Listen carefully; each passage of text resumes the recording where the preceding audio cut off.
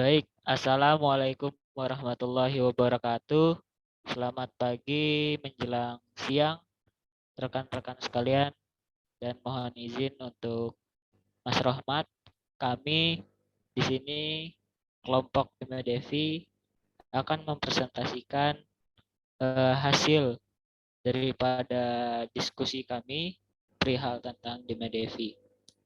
Untuk yang pertama itu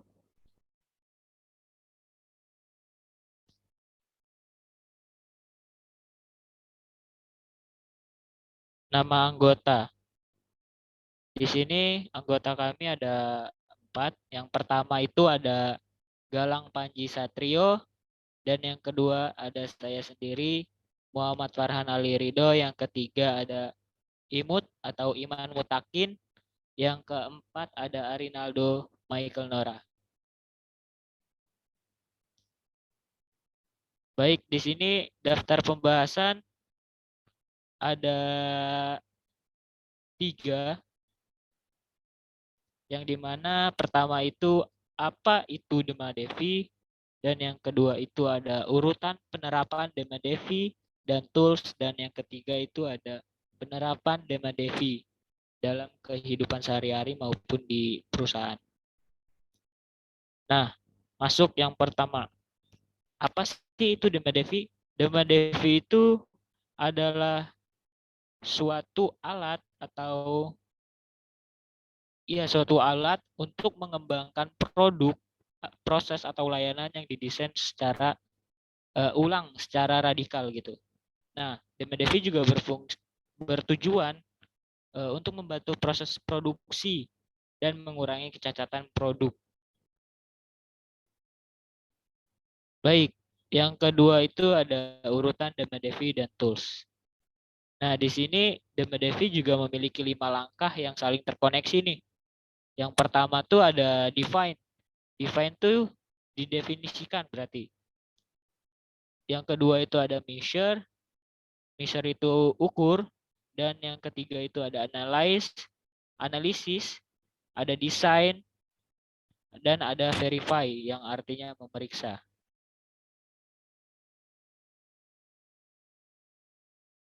Baik, untuk topik yang berikutnya, apa itu define, akan dibacakan oleh Arinaldo Michael Nora. Untuk waktu dan tempat dipersilakan. Oke, terima kasih atas kesempatan yang diberikan. Apakah suara saya sudah terdengar? Sudah, Michael. Oke, saya akan membahas tentang define. Yang pertama, apa itu sih define? Define merupakan fase definisikan atau menetapkan apa masalahnya dan apa yang diperlukan untuk memperoleh solusi. Selanjutnya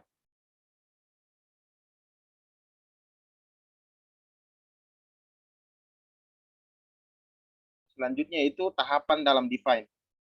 Tahapan dalam define itu yang pertama ada pemilihan proyek oleh sponsor dan tim. Kemudian yang kedua ada pembuatan proposal proyek dan pembentukan tim. Yang ketiga ada menentukan ruang lingkup proyek. Kemudian yang keempat ada mengumpulkan data mengenai VOC atau Voice of Customers. Kemudian yang kelima yaitu peninjauan ulang tahap define. Selanjutnya yaitu tools yang digunakan dalam define. Yang pertama ada brainstorming. Apa sih brainstorming? Brainstorming adalah sebuah metode yang bisa dilakukan untuk memecahkan berbagai masalah dan menghasilkan beragam ide baru sebanyak mungkin dengan cepat. Seperti namanya, brainstorming memiliki tujuan untuk merangsang otak, berpikir secara logis, spontan, dan kreatif. Kemudian yang berikutnya yaitu VOC atau Voice of Customer. Voice of Customer. Apa sih Voice of Customer? Voice of Customer ini adalah istilah dan tool yang memungkinkan perusahaan untuk mendapat umpan balik pelanggan atas pengalaman yang mereka rasakan saat menggunakan produk atau jasa perusahaan terkait.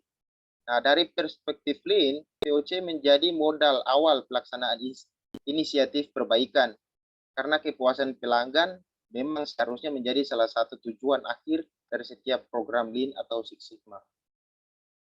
Kemudian yang berikutnya itu matriks diagram. Apa sih matriks diagram? Matriks diagram adalah merupakan salah satu dari 7 alat perencanaan manajemen atau 7 manajemen and planning tools atau 7 new quality tools yang sangat penting di dunia manufaktur. Alat ini sering digunakan untuk menggambarkan tindakan yang diperlukan untuk suatu perbaikan, proses, atau produk. Kemudian yang selanjutnya ada SIPOC diagram. Apa sih SIPOC diagram? SIPOC diagram adalah suatu alat visual yang digunakan untuk mendokumentasikan proses-proses bisnis dari awal hingga akhir dan berfungsi untuk mengidentifikasi elemen-elemen relevan dari proyek perbaikan yang akan dikerjakan. Kemudian yang berikutnya itu Project Charter. Project Charter adalah sebuah dokumen pendek yang digunakan dalam manajemen proyek, di mana dokumen satu ini juga sering disebut sebagai Project Definition atau Project Statement. Kemudian yang berikutnya itu Measure. Nah, setelah Anda memahami masalah proses yang dihadapi, Anda harus menguraikan cara Anda akan memantau perubahan yang Anda buat pada proses itu. Nah, tentu dengan pendekatan berbasis data, memiliki data yang sangat penting bagi proses team make. Kemudian berikutnya yaitu tahap-tahap dalam measure. Nah, tahapan apa saja? Yang pertama yaitu menentukan output dan input dari proses. Kemudian yang kedua itu membuat value stream mapping. Yang ketiga menentukan ukuran performansi yang dipakai. Kemudian yang keempat yaitu melakukan pengumpulan data untuk perhitungan. Kemudian yang kelima itu menghitung kapabilitas proses. Dan yang terakhir yaitu peninjauan ulang tahap measure. Nah, kemudian yang berikutnya yaitu tools yang digunakan dalam tahapan measure. Nah, yang pertama ada Velocity Map. Nah, apa sih Velocity Map itu? Velocity Map adalah perangkat dari manajemen kualitas atau quality management tools yang dapat menyusun keadaan saat ini dan sebuah proses dengan cara membuka kesempatan untuk melakukan perbaikan dan mengurangi pemborosan. Kemudian yang berikut yaitu kolektor data. Nah, apa sih kolektor data? Kolektor data adalah proses pengumpulan informasi pada variabel of interest atau subjek yang akan dilakukan uji coba dengan cara yang sistematis dan memungkinkan seseorang dapat menjawab pertanyaan dari uji coba yang dilakukan, seperti uji hipotesis dan mengevaluasi hasil. Kemudian yang berikutnya yaitu tabel kinerja saat ini. Nah, tabel kinerja saat ini merupakan sebuah tabel untuk menilai kinerja karyawan dari waktu ke waktu untuk meningkatkan produktivitas karyawan saat ini. Kemudian yang berikut yaitu tabel kinerja target. Nah, tabel kinerja target merupakan sebuah tabel untuk menilai kinerja karyawan dari waktu ke waktu untuk meningkatkan produktivitas karyawan untuk waktu target yang telah ditentukan. Nah, selanjutnya yaitu value add and non value add analysis. Nah, yang pertama itu value add. Apa sih value add? Value add adalah sebuah analisa yang diberikan untuk mendeskripsikan nilai ekonomi yang memiliki nilai tambah pada sebuah produk atau jasa yang ditawarkan pada konsumen. Sedangkan non value add adalah sebuah analisis yang diberikan untuk mendeskripsikan nilai ekonomi yang tidak memiliki nilai tambah pada sebuah produk atau jasa yang ditawarkan pada konsumen. Kemudian yang berikutnya, saya kembalikan ke moderator. Terima kasih. Baik, terima kasih untuk saudara Michael. Untuk proses analis itu apa? Itu akan dibawakan oleh saudara Imut atau Iman Mutakin. Untuk waktu dan tempat dipersilakan.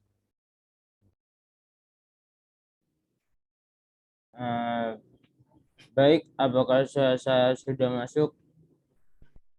Iya, sudah, Mas Iman. Oke, untuk selanjutnya yaitu proses analis.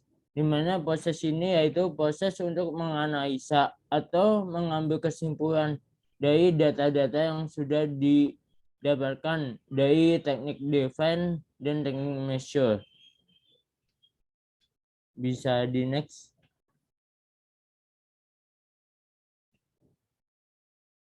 Oke, Untuk tahapan analisis yang pertama yaitu menentukan input yang kritis.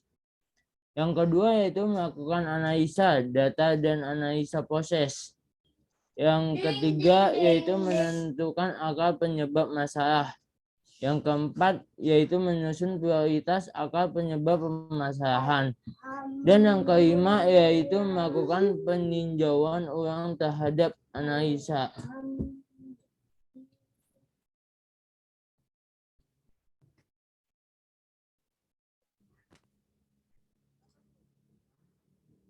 Oke, untuk selanjutnya yaitu tools yang digunakan dalam rangka analis, yaitu yang pertama cause and effect diagram internship, yaitu suatu pendekatan terstruktur yang memungkinkan dilakukan suatu analisis lebih terperinci dan menemukan penyebab-penyebab dari suatu masalah, ketidaksesuaian, dan kesenjangan yang ada.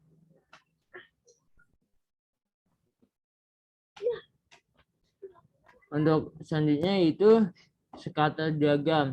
Scatter diagram ada disebut juga diagram sebar. Ada gambaran yang menunjukkan kemungkinan hubungan atau korelasi antara pasangan dua macam variabel yang menunjukkan keeratan antara dua variabel tersebut. Untuk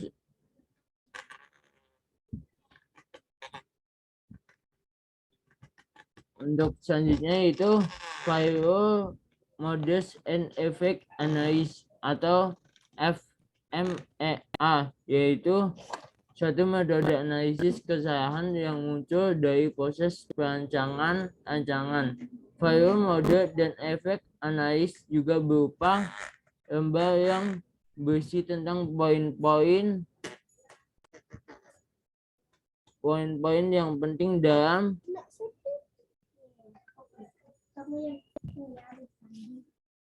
proses pembuatan rancangan yang dapat berpotensi terjadi kesalahan.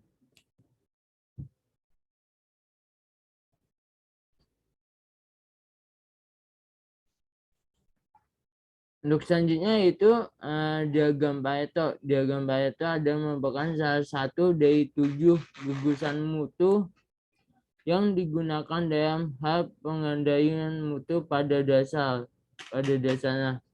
Diagram ini ada grafik batang yang menunjukkan masalah berdasarkan urutan banyak jumlah kejadian. Bisa di next. Apa itu desain? Desain ada suatu gambaran atau suatu rincian yang digunakan untuk menganalisis hal-hal apa aja yang ingin diimprovement dari desain awal ke desain yang baru.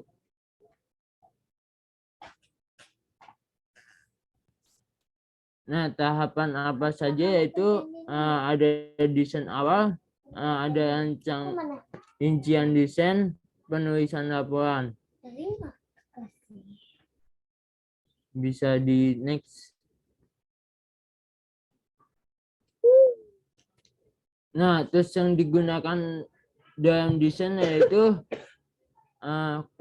Control Chart sama Google SketchUp.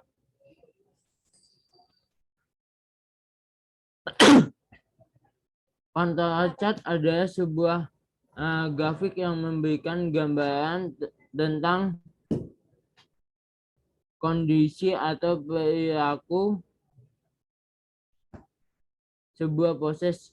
Diagram pengendalian ini digunakan untuk memahami sebuah proses manufacturing atau proses bisnis yang berjalan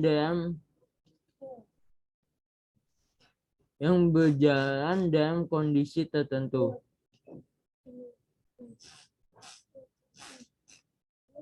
Yang selanjutnya yaitu Google SketchUp. Google SketchUp adalah sebuah software atau sebuah tools yang digunakan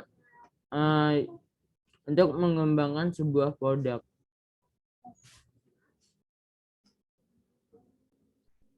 Untuk selanjutnya yaitu apa itu verify, yaitu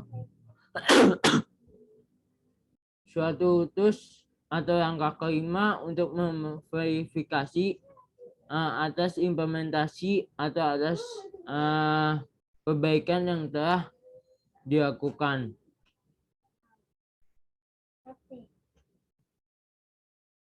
Untuk langkah-langkah dalam verify itu terdapat dua, yaitu control chart sama diagram Pareto.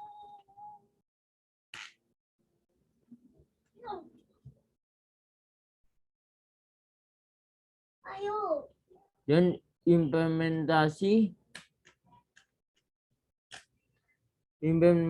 produk baru. Bisa di next. Nah, ada sama seperti tadi, ada control chart, yaitu sebuah grafik yang memberikan gambaran sebuah proses. Diagram penandai ini digunakan untuk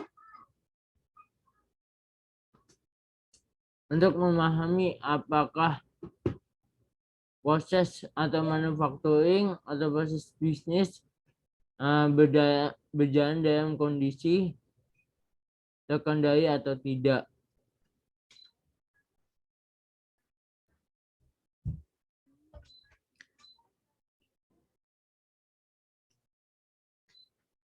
Untuk selanjutnya saya kembalikan ke moderator.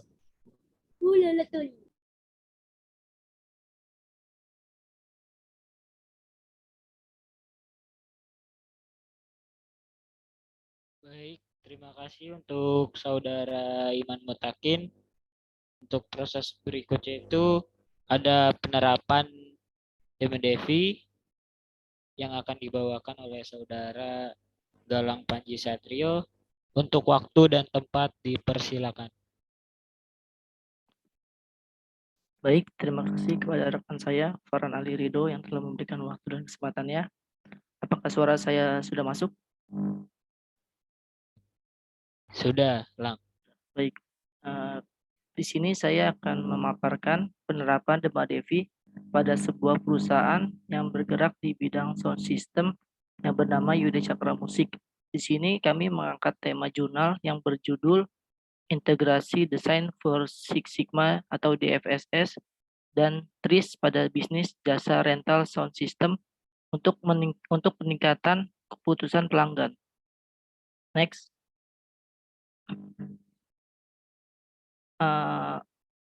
Di sini kita untuk mengenal lebih jauh PT Yude Cakra Musik itu bergerak di bidang apa, kita membuat analisa SIPOK. Apa sih analisa SIPOK itu? SIPOK itu merupakan singkatan dari supplier, input, proses, output, dan customer. Jadi di sini kita akan mengetahui alur-alur proses dari Yude Cakra Musik itu sendiri. Yang pertama dimulai dari pembelian peralatan sound system ke supplier, di mana PT Yude Cakra Musik ini membeli peralatan sound system pada PT SPL Audi dan Turbo Sound Inc. yang menyediakan alat-alat sound system beserta spare part-nya yang dibutuhkan untuk PT Yude Cakra Musik. Selanjutnya, setelah membeli peralatan sound system, PT Yude Cakra Musik juga menerima jasa loading, pemasangan, kelistrikan sound system. Jadi di sini PT Yude Cakra Musik itu menerima instalasi alat sound system untuk kebutuhan event-event seperti wedding organizer dan sejenisnya. Selanjutnya, setelah diinstalasi alat sound system tersebut, PT Yude Cakra Musik juga menerima pelayanan penyalaannya selama proses event itu berlangsung. Jadi di sini PT Yude Cakra Musik juga menerima atau menghandle penyalahannya sound system itu saat event itu berlangsung. Selanjutnya adalah proses unloading atau pembongkaran peralatan dari sound system itu sendiri. Jadi PT Yude Cakra Musik setelah melakukan penyewaan alat sound systemnya, mereka juga pasti membongkar ulang alat sound systemnya. Selanjutnya setelah PT Yude Cakra Musik menyediakan keempat jasanya, setelah menjual jasanya tersebut, PT Yude Cakra Musik itu mendapatkan bonus benefit dari customer. Next.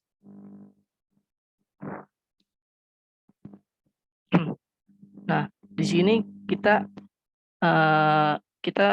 kumpulkan itu berupa CTQ. CTQ adalah conflict to quality. Di sini kita mendapatkan CTQ ada 9 permasalahan yang sering dialami oleh Yude Cakra Musik. Yang pertama yaitu merek sound system yang tidak sama atau tidak seseri.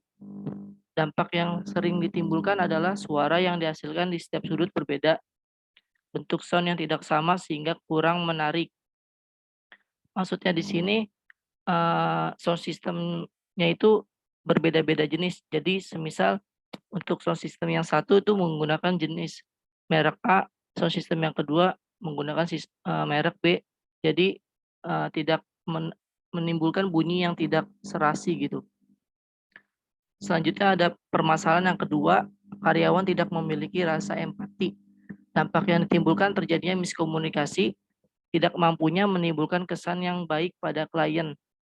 Di sini karyawan dari Yude Cakra Musik tidak memiliki rasa empati terhadap klien, jadi lebih terbilang seperti cuek terhadap kliennya gitu, tidak mau melayani dengan baik gitu terhadap customer-nya. Selanjutnya ada permasalahan kurangnya pengetahuan tentang kelistrikan dari karyawan. Dampak yang ditimbulkan karena tidak seimbangnya pembagian listrik dan rawan terjadinya kecacatan dalam pelayanan. Di sini karena karyawan dari Yude Cakra Musik belum memiliki pengetahuan tentang kelistrikan yang mendalam, jadi pada saat penyewaan alat sound system tersebut sering terjadinya kecacatan pelayanan, seperti ada yang mati mendadak seperti gitu. Yang keempat, kesiapan karyawan dalam bekerja. Tidak maunya klien berkomunikasi dengan karyawan. Penampilan karyawan yang kurang rapi. Untuk di sini karyawan dari Yude Cakra Musik sama seperti yang poin kedua, dia masih belum memiliki rasa empati dan masih penampilan dari karyawan itu masih terkesan tidak sopan, tidak formal gitu. Selanjutnya ada poin kelima, kurangnya pengetahuan tentang elektronika dari karyawan.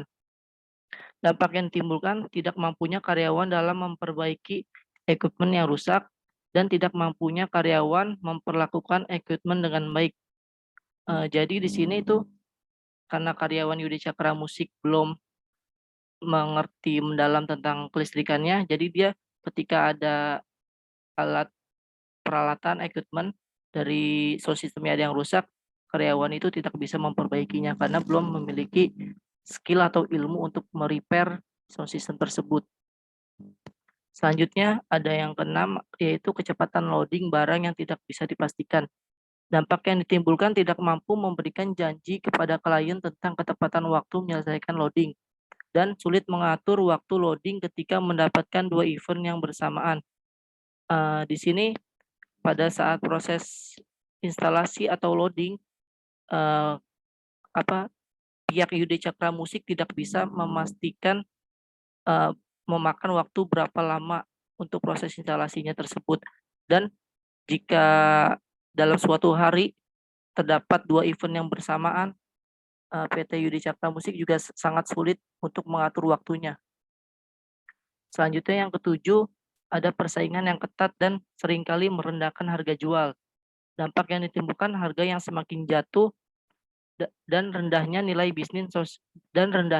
bisnis sound system.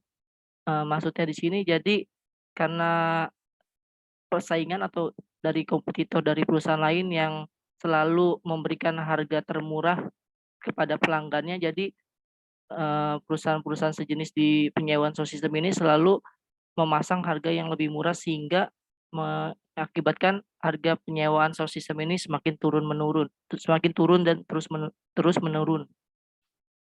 Selanjutnya, harga jual yang tidak selalu pasti. Dampak yang ditimbulkan gaji karyawan yang ikut fluktuatif, margin yang tidak dapat dipastikan. Ini kembali lagi dari yang poin ke-7 karena harga persewaan yang terus menurun, otomatis gaji karyawannya juga bisa jadi ikut jadi turun juga gitu. Selanjutnya yang ke-9 itu sound system merupakan sound merek Cina. Dampak yang ditimbulkan suara yang sangat tajam ditimbulkan dan jika disaingkan dengan produk merek lain, misal dari barat, peluang untuk menang sangat kecil.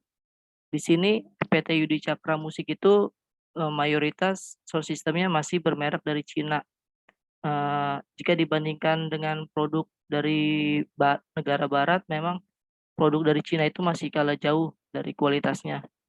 Jadi jika disaingkan untuk menangnya sangat kecil gitu. Next. Nah, setelah kita mengumpulkan data dari CTQ, kita mengumpulkan data VOC atau Voice of Customer. Di sini kita telah mengumpulkan ada komplain dan keinginan dari customer. Pertama yaitu ada cara berkomunikasi karyawan yang kurang baik dengan klien. Keinginannya dilayani dengan sopan dan cara komunikasi yang baik.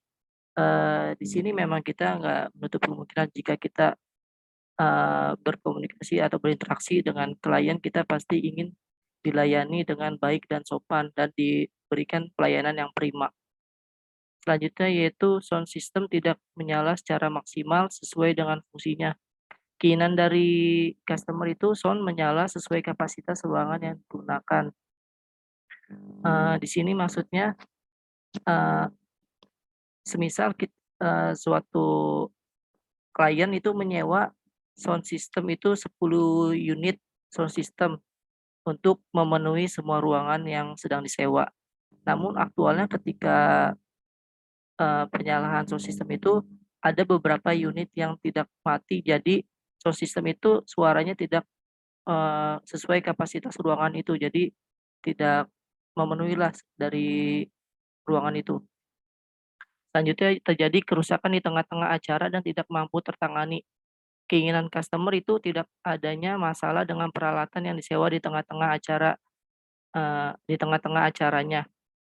Di sini karena memang dari karyawan Yudi Cakra Musik belum memiliki skill untuk merepair dari equipment sound systemnya, jadi ketika ada problem di tengah-tengah acara, pihak dari karyawan Yudi Cakra Musik pun belum mampu untuk memperbaikinya, sehingga kadang suka mati di tengah-tengah acara gitu. Selanjutnya ada kecepatan loading, barang yang tidak bisa dipastikan. Keinginan customer kepastian waktu penyelesaian loading.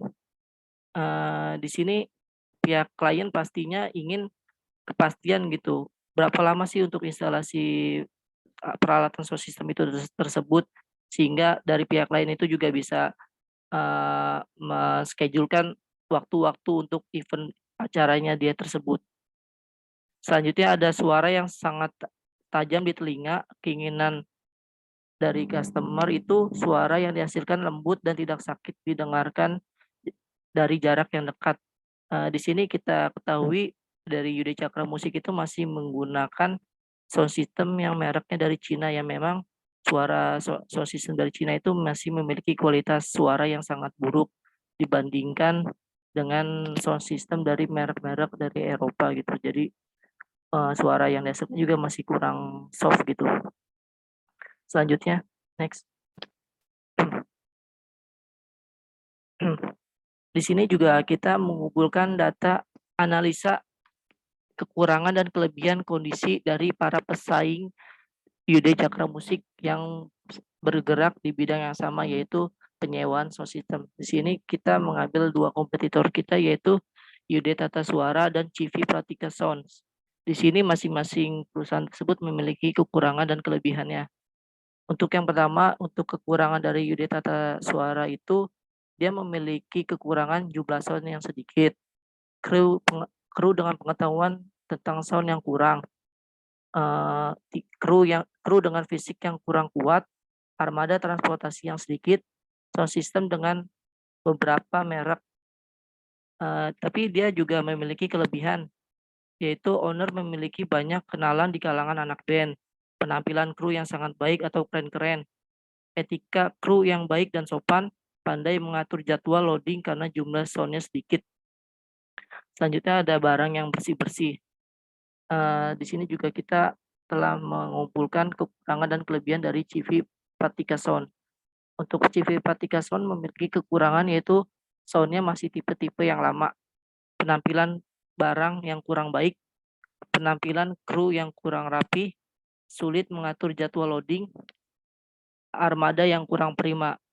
Namun CV Pratika Sound juga memiliki sisi kelebihan, yaitu sound dengan kualitas standar Amerika, kru memiliki fisik yang tangguh dan terlatih, barang pendukung sound system yang sangat lengkap, memiliki armada transportasi yang banyak, dan memiliki kru cukup yang banyak.